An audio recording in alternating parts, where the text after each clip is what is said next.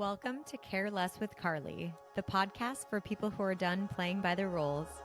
I'm your host, Carly Lynn, and each week we'll cut through the noise with real talk, bold conversation, and expert insights to help you trade perfection for purpose and live life on your own terms. Hi, everyone. Welcome to today's very special episode of Care Less with Carly. I'm joined by Rachael Eckles, the author of the award-winning, very juicy Celeste Donovan series. These books are so easy to fall in love with. They are a genre-bending mix of high-stakes thriller, romantic suspense, and even incorporate some of the trendiest hotspots from around the world.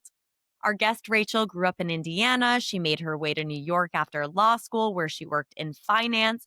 And that set the stage for the inspiration for the elusive Celeste Donovan character. On top of all that, she founded Aphrodite Books to champion women's voices and launched Aphrodite Gives to support nonprofits that empower women around the globe. Rachael, what don't you do? You are a woman I of like to many keep busy. talents. Yes, it's incredible. Well, I'm so happy to have you here on the podcast and very excited to be celebrating launch week of your third book in the Celeste Donovan series. Yes. Congratulations. Thank you so much. I'm so excited to be here. So to kick us off, I always love this question. If your 10-year-old self could see you now, what do you think she'd say? What a great question. So you mentioned I grew up in the Midwest, and there were not a lot of examples for me of women who broke out of the mold of, marrying your high school sweetheart, living down the street from your parents, having your kids go to the same grade school and high school you went to. So I always devoured books that had characters of women who had kind of broken the mold of their upbringing. And I always wanted to move to New York. From the first time I came here and saw all the buildings and everything, I was so excited. But I never really saw a pathway to do it because there were no examples of it. So I think my 10-year-old self would be so excited to see a woman who had broken that mold, made her way here, and done a lot of things that were completely unimaginable to me. I never thought I would be a CEO of a publishing imprint. So my life has really taken a lot of twists and turns I could never have imagined, and they felt very natural. But looking back, you can see how far you've come. And I think that I like this question also because it reminds you to celebrate your wins. I think we move at 150 miles an hour, and the more time we can take to be conscious of what we've accomplished and celebrate it, which is very hard for me, but this week I've really tried to be mindful. Like, this is my third book. I'm going to pause and enjoy it before I move to the fourth book or the next project. And it's hard, right? I mean, I'm sure you and everyone you talk to, it's really hard to remember to celebrate yourself, but that look back reminds you of how far you've come. So I think she'd be really excited to see women like us living in Manhattan and enjoying, our accomplishments and our trendy restaurants and jet setting around the world. Yeah. I mean, that is such a great story. The juxtaposition between growing up in Indiana and kind of thinking that the path for you is what you saw from other people and what life could have been had you stayed that course. And then fast forward to now, signing off on your third book in this trilogy, this incredible world you've created and all the chapters that got you here, which is what I'm so excited to talk about because as we know, it is rarely a linear path. And you went to law school and then you moved to New York and you were in finance and now you're an author and you have these companies where you're empowering women to tell their stories through writing. So that is a pretty untraditional arc. Sounds like an exciting one though. So can you tell us a little bit about that story and with as much detail as you care to include, but how did we go through all those steps? How much time do you got? I'm ready. So interestingly, I was going to be pre-med after undergrad. Oh, wow. I was a yoga teacher and I was a vegetarian at the time, and I really did not like dissection. And then I also didn't like actually working with patients. Okay. So Well, I good to liked know. wellness, and I liked healthcare, but I didn't know what to do next because that had been my plan. And I ended up entering law school as a health law major Okay. with a concentration there. And after law school, ended up working in corporate America in big pharma. So I've been Hmm. at four of the big companies. My stint in securities litigation was in between two of the companies. I had taken some time off. There had been some external circumstances at the company, and I was like, I'm just going to take a break. I've never really taken a break. And I started a wellness business and I was a wellness coach for a little while. And again, I was like, well, I don't think I'm ready for this stage of my life yet. I want to do something else. So as one does, I started representing big banks, doing internal audits. The wellness to finance pipeline. I think you might be the only Might be one the who only went one. in that direction. I think a lot of people go the other direction. Correct. So my job was working on discovery. So I was actually like part of a team that read traders' emails to Wow. find if there was impropriety in foreign exchange markets. So I was literally sitting reading all these men's emails all day. And I was like, they're so unbearable. They're so rude. Like, why is there not a woman in the room? And it's really there where I came up for the idea of Celeste Donovan because I was like, I want some like larger than life, audacious woman to be like, you're not, no, we're not doing this. So I had already started when I was doing the wellness stint, I'd started writing a wellness book and I wasn't really into it. I was like, I don't know what else I want to say. So I was like, I'm going to do that when I'm older. And I started writing fiction. And Hmm. there was this really powerful woman in the book as the main character. And then when I worked in finance, I was like, okay, she's like a managing director of a hedge fund in Manhattan. And she does not have time to tolerate these insane men that are so rude and so aggressive. Like, we need her in the room. So it was so fun to write after like imagining this world of like, no, I want her going out to the nightclubs with them and Mm, watching. I mean, you live in New York, like, I like the get it. finance bro stereotype. So I want her there watching them try and pick up women and all the things that they do and just making fun of them. So that's kind Yeah. of the relationship she has with her friends in the books. And I love it because she just puts them in their place all the time and it's so much fun to write. So anyway, it all really it sounds nonsensical, but it all really came together that this creative writing I was doing was a way to have an outlet from corporate America. I did end up going back to pharma. I was more senior there. It was easier to break through and to move up.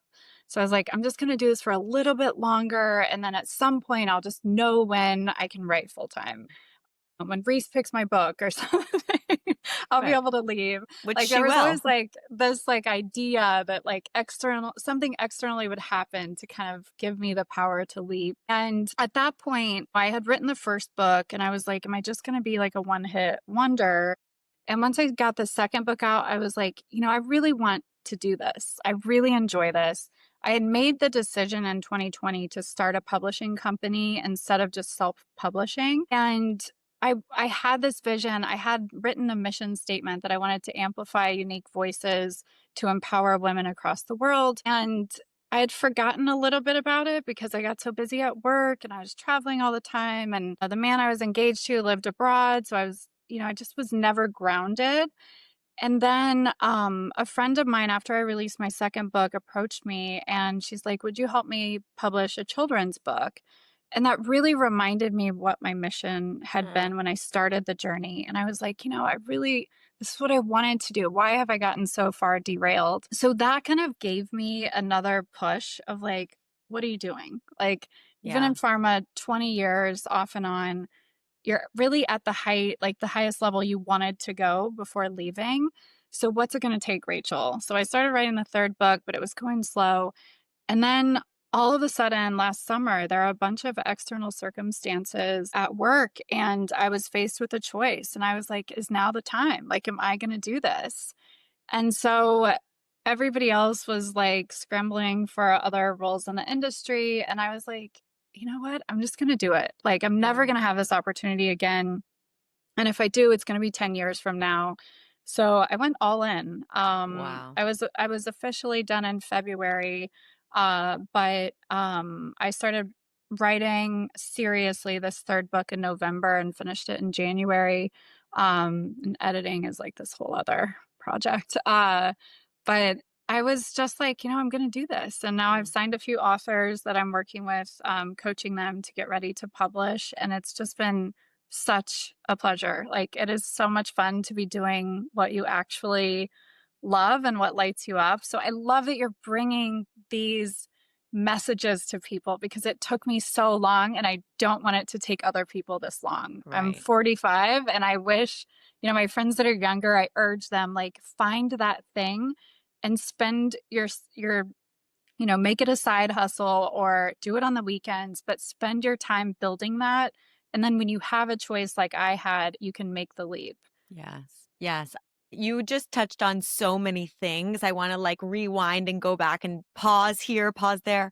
First of all, congratulations, because Thank making that leap, yes, I mean, now you're in a position where you can look back and it's working, but that doesn't always come easily. That usually comes with a lot of conversation, internally. Do I really want to do this? What will people think? What might they say? I'm scared. I'm nervous. This is what I know. And now I'm leaping into something totally unknown. So, congrats to you as, thank being a you. role model for your bravery. And I do want to rewind back.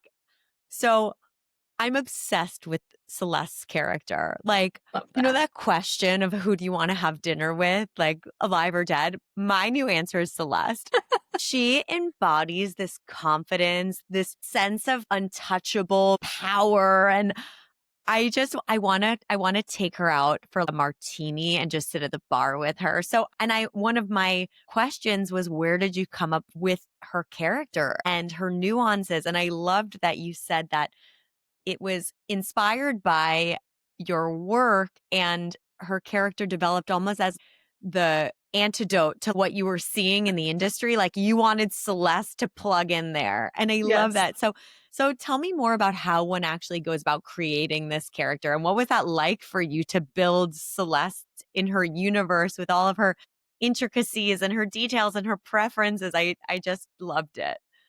I'm so glad you get her. I love her too. And I'm always like, I hope if she was existing in 3D that she would want to be friends with me. Like, I don't know if she would want to be friends with me, but I really hope she would because she's so much fun. And I love the way she manages and navigates life, right? So I think, a lot of it was this desire to create this woman that I didn't see very often in, corporate America and my upbringing who was childless by choice, who had really taken advantage of every opportunity to get to the level she was at. And she had really earned her spot in the room. And she was very clear that she felt like she belonged in whatever room she was in. So when she Mm, was young and they were trying to be like, oh, you're just a little woman, you're not going to survive this industry, she was like, oh, watch me.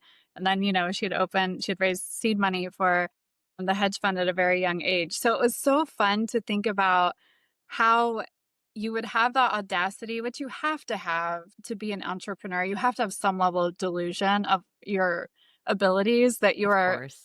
because everybody's telling you not to do like 90% of the people in my life were like, don't do this. Right. And the people who were like, you have to do this are other entrepreneurs. She would have had also a lot of that stigma around it of people discouraging her to take the leap. And then she just never looked back. So she Mm, developed that audacity, in her 20s that all of us strive for and don't really get to, I think, until we're in our 40s or 50s. So I was imagining, if you had the luxury of having that so early in your career, you would just show up so differently than other women and so confidently that you earned your seat at the table. And I wanted to see more of that. And I wanted to make her likable in the sense of, she's not relatable in the sense that we all live the life, but she is relatable because she's had this dark past. She's risen above. She's worked really hard to get where she is. And now she's like, yes, I earned this. Like unapologetically, I earned my seat at the table. I earned this money. This was not anyone else doing this for me. So building her character was just so much fun. And you know, somebody asked me like if I really like shopped for her outfits, and I had to balance like the reality of what someone would wear in the world building of a finance world as a woman in a position of power. But I also wanted to make her super fashion forward and have, a stylist so that she could, she's supermodel physique, she's gorgeous, she's aged well. So I wanted her to be able to walk around Soho and fit in with the supermodels and the beautiful influencers and have like the great clothes. So I did really shop like all of her outfits. I like took the time to be like, what would she wear? Like she might have to wear something like a little business legs, and I would mix like high and low and stuff. So it was really fun, like getting her out and what restaurants she would want to go to. And she was always on my mind of like, what would Celeste do in this situation? Where would Mm. she go? And so we've kind of developed this hashtag, like, what would Celeste do? And Celeste approved. I have a Celeste approved stamp. So I'm going to start working on that a bit more So for cute. recommending restaurants, travel, clothes, spas, etc. It's been so much fun. She just is such a great character. Yeah. I mean, from here on out, I want to know if where I'm dining, what I'm wearing, what I'm going to see, if it's Celeste approved. I wanted to ask if by creating this character and getting into her psyche, everything from her outfits to her restaurant choices to the way she speaks, do you feel like that impacted in some way your own sense of confidence, like your own thought process of thought process of how to handle certain situations, whether in business or in your personal life? Absolutely. Life does imitate art in that sense because and I did see it in readers too. So it gave me such joy to see that. But for myself, I was like, Celeste wouldn't have tolerated this kind of nonsense. Like, I'm not doing this. And when I initially started writing, it took me 8 years to write the first book. But when I initially started writing, I was 32 and she was 41. So she was kind of like an older sister. Mm. So it was aspirational. And then it took me so long, I like caught up to her age. I'm like, okay, I've got to get this out right now because then I'm gonna have to make her like going through perimenopause in the first book. So I was like, gotta get this out. But she was kind of like I would being in her mind, it was like aspirational, like in a big sister way. And I never had a big sister. So I would start thinking about like at work, the same audacity that she had. Like, I earned a seat at this table. Like, I am going to speak up at this meeting. So it certainly was contagious to have that. And now I have readers come back to me and they're like, I was in my annual review and they tried to lowball me. And I thought, like, what would Celeste do? She would never tolerate this. And they're like, so then I did XYZ. I'm like, I love that. I love that we used this fictional character that's larger than life to empower us where we wouldn't have done it on our own. So Yes.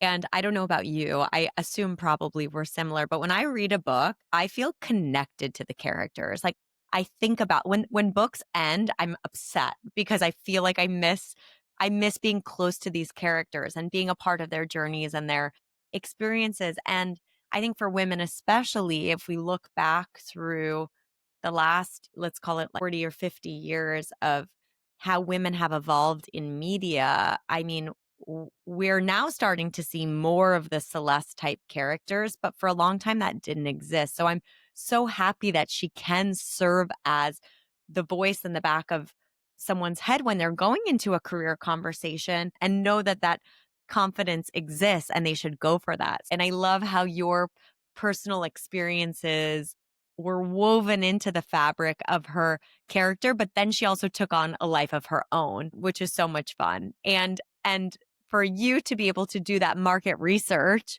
and go shop for her or try out new restaurants for her, what was that experience like? it was so much fun. I went to 11 Madison Park a few years ago and I was like, I really want to put a scene. I told the staff, I was like, I really want to put a scene in my next book. I did a scene in my first book, but I'd like to bring them back to the restaurant. And I was like, do you mind if I do a little content when I'm at the table just to remember the meals? And they were so kind. They took me back to the kitchen and I met the chef and Wow. the sous chefs and got to see how everything was done. They gave me a cocktail. that they made, like, especially of something that was in the book. And it was just so much fun to bring it to life. And I'd like to do actually like a vlog of all the New York places and that Celeste has been, because I've been to most places in the books at this point. It was a little hard during COVID writing the second book because I wasn't traveling. So I had to go back to places I had been, research them a bit more online that I needed to with the ones that I had been to read recently.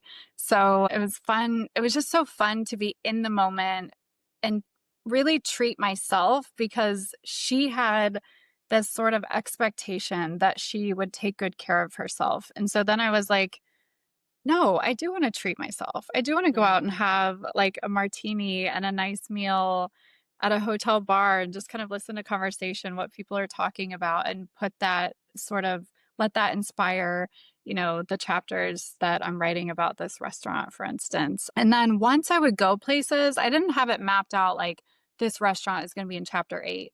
But I like once I knew like, okay, she has to have a conversation with this person. Where are they going to be? I had this repository of places I had been and traveled, and I was like, this would be the perfect setting. And so I'd be like, what are the curtains like? What does it smell like? What is on the menu? And then the other fun thing I did, my sorority sister is a sommelier. So she helped me with all the wine pairings in the books. So they're actually like legitimate meals. A lot of times it's based on the wine list that's actually at a restaurant. Wow. And she has paired it. So it just was so much fun to bring in like so many different parts of my worlds, to give this character a really great life that Right. I'm sure we all would love to live. Yes. And interestingly, even that 11 Madison Park example, like that's something Celeste would have done. She would have been in the back Right. with the team, meeting the chef, getting a free drink. Of course, it's Celeste. She's here. Like they know her favorite cocktail. Yep, exactly. She might have been an investor, like Right. she Right. Of just course. was doing all the things that are traditionally kind of men doing in New York, that she was like, oh, of course I get an invite here.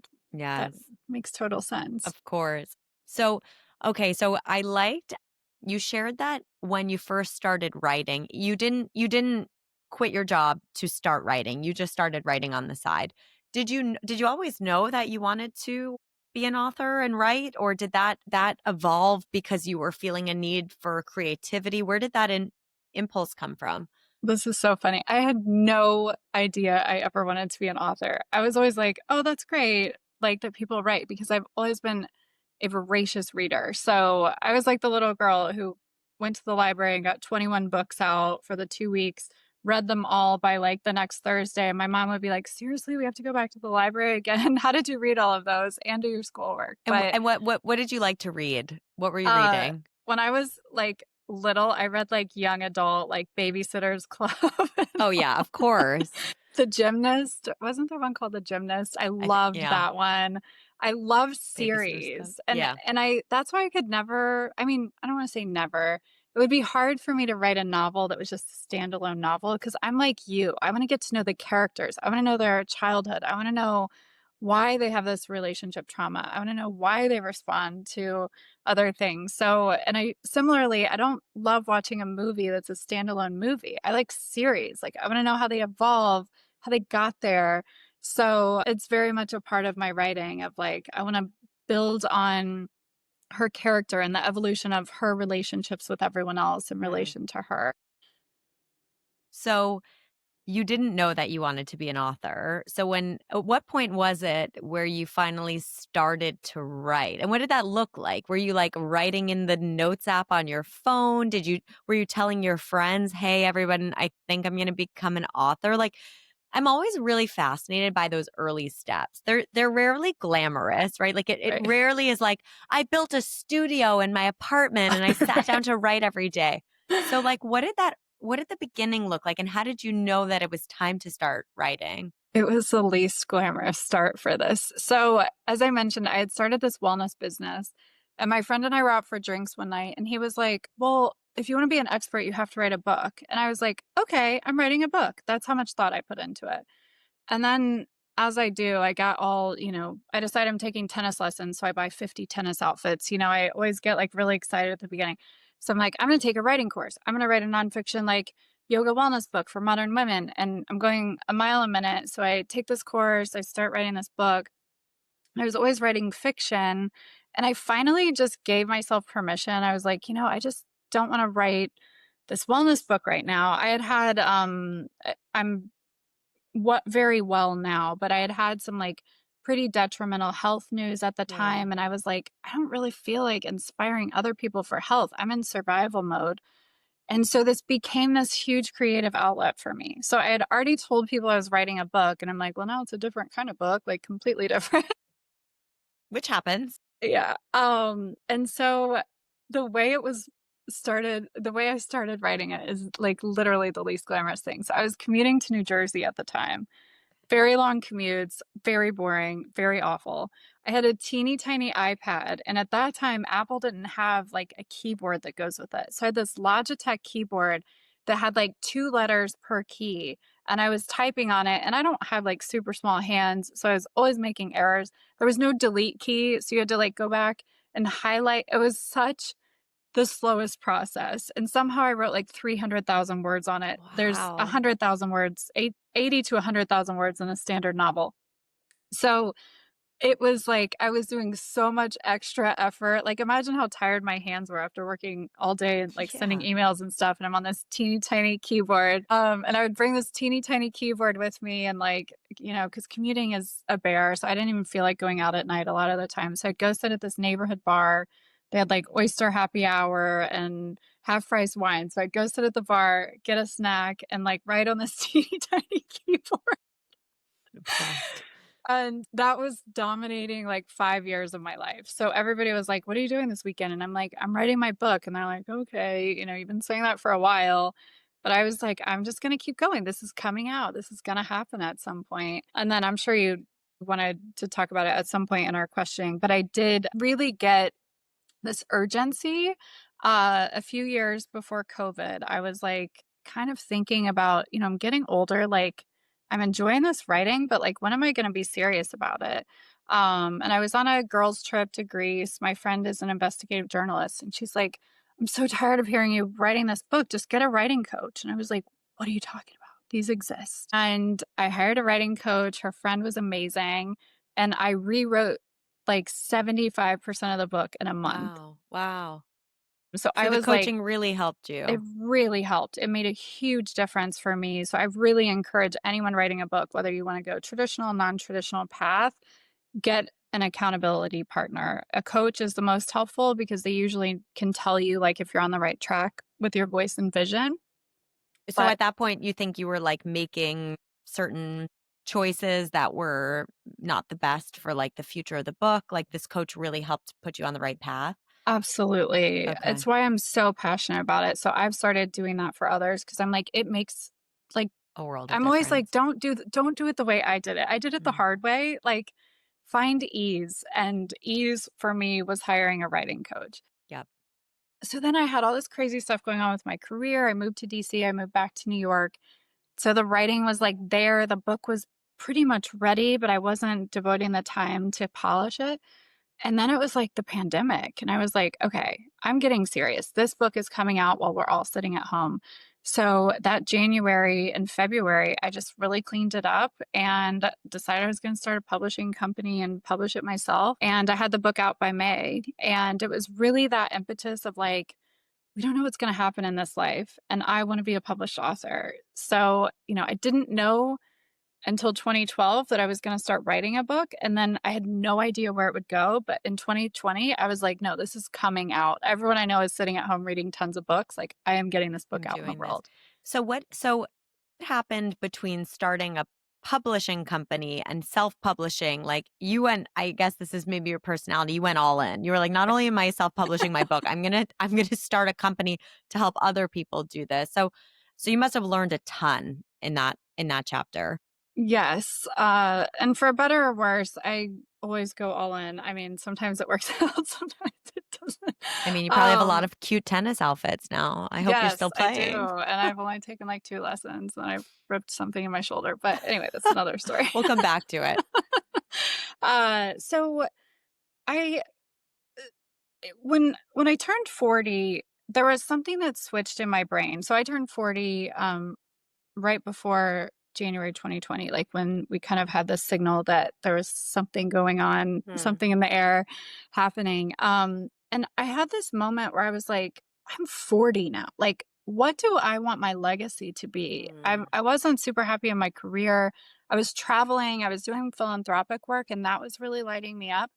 But I was like, what do I really want? And so the giving back has always been a really important part of my life. So I'm like, okay, I'm going to write this book, but the querying process and the publishing process takes many years. During the pandemic, it was really slowed down because they had to delay so many releases. And I was like, I just don't have the patience for this process. And again, you have to have like some level of delusion and audacity to be an entrepreneur. And I was Yeah. like, I'm doing this my damn self. I've done everything else myself in my life. I'll figure it out. So I created an LLC. And then I was like, I was a lawyer, so like that wasn't like the hardest thing. And then I'm like, well, why don't I publish other people? And that will make my ability to give back grow, and it will help me, help me help others do it faster than I did. Hmm. So I started the publishing company, and then I just started talking about it as if it existed with 40 authors. And I only have one other published author right now, but in my mind, there will be 40 or, more. So I just talk about it that way. And I have a few authors lined up for next year, but in my mind, it's always going to be, every author has a philanthropic cause. We direct some of the revenue to their chosen cause. And then, in 5 years, we're going to have this really amazing story to tell of how much we are empowering programs across the world for women and girls. So I had the vision. And again, I use that word a lot, but it was delusional. I had no background in publishing. I had no background in starting a company. I didn't even know like how to format a book. And I was like, okay, my book is launching in like a week.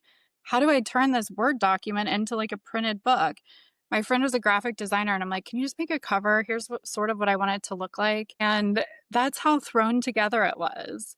And then everyone loved the book in my circle. So I was like, okay, like maybe I can do this. So I upgraded the cover when I had a chance. We did another launch like when things had opened up a bit more. And I just was like delusional enough to keep going. And it's that, especially at work, it's that thing where it's like, who does she think she is? Like, what is she doing? Why is she writing these like risque books? Like, she's in big pharma. Who gave her that permission to do that? And I was like, this is what I do. So I write Wall Street thrillers, like it or not. So I just was delusional enough, and I'm an eldest daughter, so I've always done whatever the hell I wanted, and I've always been the leader in my family, and I was like, I'm just gonna do this. I So I think that is very Celeste approved to act as though you already have 40 published authors when you maybe only have a few, because you have to. You're building a roadmap. yep. Your goal is not to only have one or two published authors. Your goal is to have 40 and then 100 and then who knows. So I think that is actually really great wisdom for listeners. Like, whatever your dream is, don't just stop at you know, the halfway mark. What's the full dream? Yeah. Start building towards that full dream and just, I think, be surprised by how slowly and steadily building that roadmap, like things start falling into place. Mhm. I mean, even in starting this podcast, I mean, yes, it starts with a single step, but my aspiration is to go big with it. And that big benchmark is my horizon. And now, every day I take steps to get there. And Absolutely. that's what it is. So I think that's amazing. And I love how there's also with Aphrodite Gives, you have the charitable element too. So can you talk a little bit more? So you have the publishing arm and then there's the philanthropic Yes. angle. So what was your thought process in starting both? So I was on a few nonprofit boards when I first started writing and before I started writing. And I was, you have board membership dues, you have expectations that you're going to do a lot of fundraising. So I was like, I'm going to tie the proceeds of my book sales to donating some revenue. To be clear, I have donated way more money than I have made on my books because I was doing it when I was selling like one book a month, and I'm paying like thousands and thousands of dollars in dues and programming and travel and things like that. I have definitely donated way more than way more than 100% of my proceeds at this point. But the hope is that someday it will be able to be 5% of my proceeds and it will be a lot of money. So I was already on these boards and I decided to tie it into it because I didn't want this to be separate from who I am as a person. I didn't want it to be like, oh, I kind of do this thing that's creative. I wanted it to be tied to who I am and my legacy and what's really important to me. So I decided to do that. And then the foundation really came up when it was clear that it was time for me to kind of transition off of the boards I was on. There were it was at some point you just kind of want to build something of your own. Like I kind of Yeah. want to support I want to support different program. A lot has happened in the world where I'm like, this is a cause that I care deeply about. Mhm. I don't want to be on the ground doing the work, but I definitely want to empower them through funding. So this gives me the flexibility to really direct things to causes that I care about, not just where the board I'm on, that organization has priorities. So Yes. I certainly was aligned with their priorities and programs, but it was like, I want to do more in like social justice with what's happening like in Afghanistan and places like that. They really Mm. need funding and lawyers involved. So things like that, I can just earmark some funding and funnel it through and make sure that I'm supporting all the causes I want. And then I Right. love the idea of every author having their own Yeah. angle because it opens up so many different things. My current author wrote children's books about running. Her name's Christy D. She's an elite marathon runner. And when she would go to baby showers, she noticed there were no children's books about running. And so she wrote two that have published through Aphrodite books. And her cause is helping young girls have access to like running shoes and running coaches. She's now a running coach. So we're Wow. able to tie it into the personality of every person. My trainer is actually writing a book that will be published through Aphrodite. And she wants to empower women who are in prison to do strength training. So there's actually a program in New York. So it's so amazing that each of us have something that follows our passions and our background that we'll be able to donate to. So Yeah. the foundation is still being built as I go, right? Everything is a process. I was donating for so long through other organizations, but now I can really earmark it the way I can direct it the way I want to spend it and make sure that I'm supporting programs aligned with my longer term values and vision. Wow. I mean, when I hear you talk about this, it's so clear that this was always the destiny you were meant for.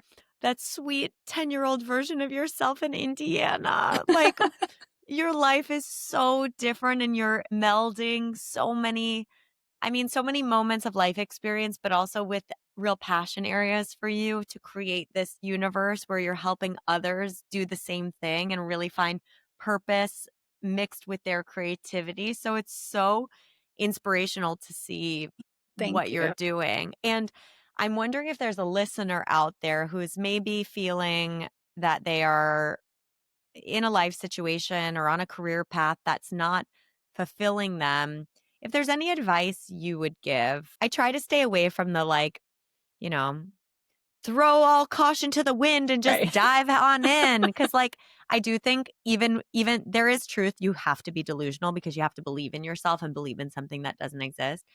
But I also think there's more steps, like logical steps that people can take. So if there's any advice or wisdom that you could share. Absolutely. So you mentioned this earlier, and I did not just quit my day job when wrote my first sentence of my first book. I do think unless you have unlimited funding and you can just go all in the second you have an idea, I really think the steps are important. You also need some time to grow into the new identity that you're creating. A lot of the manifestation language now is, I love it, but it's like start thinking like your future self. You have to give yourself a little bit of time to identify with that new version of you. It's not like I came out of law school and I'm like, it makes total sense. I'm going to write Wall Street thrillers. I'm just going to throw caution to the wind. Like it was a very long evolution until I got to where I feel like I'm in my purpose now. So I would tell the listener, first of all, think of your grand vision and then what little steps could you take today? So for you with a podcast, maybe it was just like, I'm going to start having coffee with people I admire and figure out what kind of questions I like asking them. And then, I'm sure you took little steps of like, okay, now I'm going to like get a microphone. Now I'm going to find a space to do this. I'm going to ask some friends to come on. It's just putting it out there, showing the universe that you're willing to take the steps, I think is so important. So just find one thing, per quarter that you can do to solidify that identity and to work toward what the goal is. Mm. The other thing that I think shouldn't be used to cause panic, but should be used as a motivation. On average, an American adult has about 4,000 weeks of life. 4,000. So I feel like I've had 2,000 Mondays, right? At this point, I'm in my 40s. But if you think about it, how do you want to spend that time? And what is your legacy? Don't have so much urgency about it that the first day you write a sentence, you're like, I have to have a trilogy. Or the first day you decide you want to have like a kombucha wellness drink, you're like, I have to quit my job and go all in and buy a warehouse in Brooklyn. Take the steps, but also have some urgency that you were put here to do something. And if everyone was doing the thing that lights them up, imagine what kind of world we would live in. Right. Would be so incredible. So I just tell people like, start now, start messy. You're going to have no idea what you're doing. This is Trading Secrets is on the 5th edition because I had no idea what I was doing. Like I had to get it re-edited. I had to do so many different things that I just didn't know.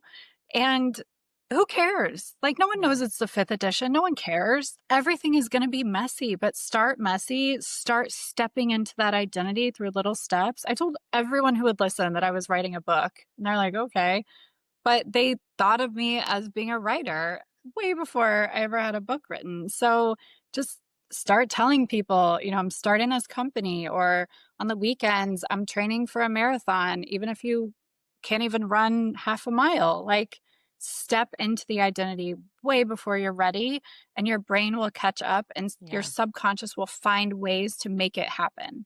Yes, 100%, 100%. And there's no replacement for action, right?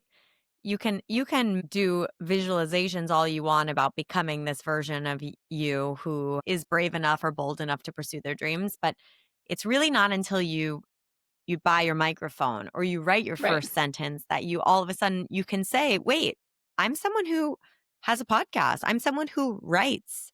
Yep. Like there are real chemical realizations in your brain when you take those steps. Slowly you become that person. So I think that's great advice. That's a great blend of don't delay, right? Because life is short, but also just taking, moving a mountain starts with moving one stone at a time. So I love that. And absolutely. And, just another nod to your book, I like to think about what Celeste might say along this topic of caring less to live more boldly. I feel like what would her response to that be? If you were having a martini with Celeste and you're like, I have this dream. I feel like she does not care what people think of her. She has completely grown out of that phase that we all have. I think for most of us, it's most of our lives, right? Of people looking at us in a certain way. I had to walk through headquarters in in corporations and people whispering like, is she really Celeste? Like, is this really an autobiography? And no one ever asked me to my face, but I knew that they were murmurings and things. You just have to have some audacity about it. So I think if you're sitting with her drinking a martini and say you want to start, a matcha company or whatever it is, I always use wellness examples, but or you want to write a book, she's going to be like, stop wasting your time outlining this book. Write a sentence, write another sentence, write another sentence. Like, stop dreaming about this podcast. Just start interviewing someone. Who cares what anyone else thinks about it? And I love that phrase. I always mess it up, but it's like the moment when who does she think she is transitions to that's just who she is. I think that Celeste had just stepped into that's just who I am. I don't care what anyone else has to say about it. And I want other women to do that sooner than I did. So, I'm an older sister. I've always been an older sister to my friends and my little sister and her friends. And so I'm always like kind of the auntie of like, don't make the same mistakes I did. Like, learn Yeah. from what I did and do it faster, do it sooner, do it better. Take the advice that I had to learn through a lot of experience. So I think that Celeste would have just had the audacity to do it sooner. She would have been on the 30 under 30 list because she knew what she wanted and she just went after it. Right. And it was messy and, she got a lot of flack for it, but she was just like, I don't really care what these people think because I Yeah. wouldn't have been friends with them anyway. Right. Right. She cared less. She's my icon. Absolutely. She's my icon. Well, thank you. Thank you for all that wisdom. I actually got chills when you said that. That's just who she is. So tell our listeners, so obviously you're celebrating this week. You should have no other plans other than celebrating all of your work and the third book. But is there anything else exciting in your world that we can root you on and cheer for? Thank you for that question. So, I have launched an Aphrodite authors program. I really do want to help more authors bring their words to people. I love the big publishing model. I think it's amazing how many books they can get out across the world.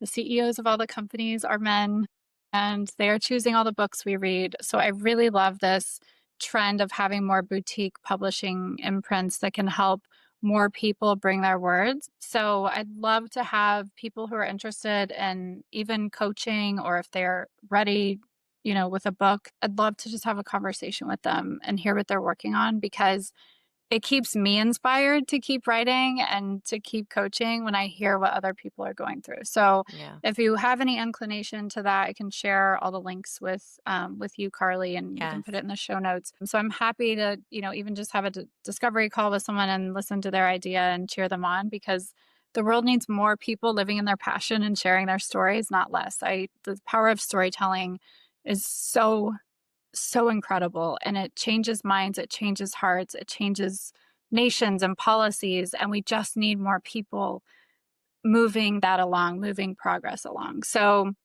that's one way. For me, I'm going to keep working on a few different projects. My publicist is always like, don't give people specifics, but you will see more of Celeste at some point. I tried to keep it at a trilogy. I, like you, fell too in love with Celeste, and I was like, I need to know more. I have to keep writing this. So there will be more of Celeste. And I do want to write the science-based wellness manual that I have been putting off for decades. I would really like to add my voice and the things I've learned just from my own health Hmm.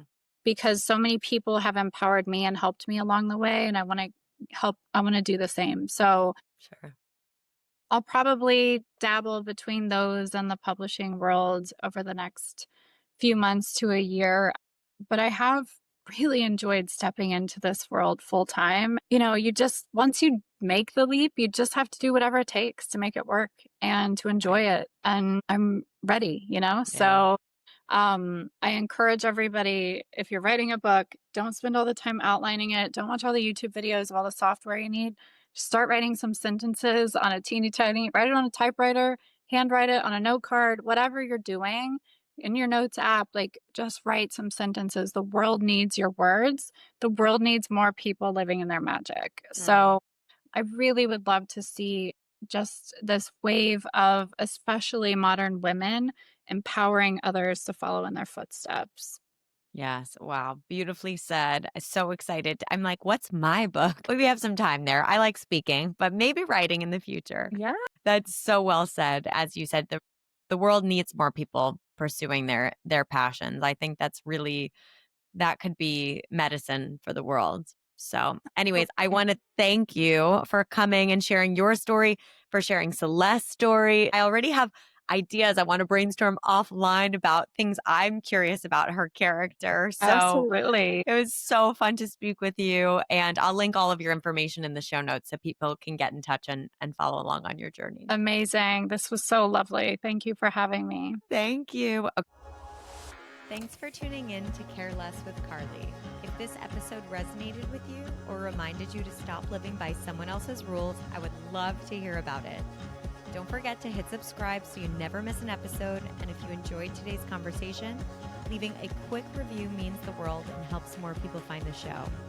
If there's a guest you'd love to hear from, DM me their name at carelesswithcarly on Instagram or drop me a comment. I'm always looking for powerful, honest voices to bring into this space. Until next time, you got this. Keep caring less about what others think and more about what makes you come alive.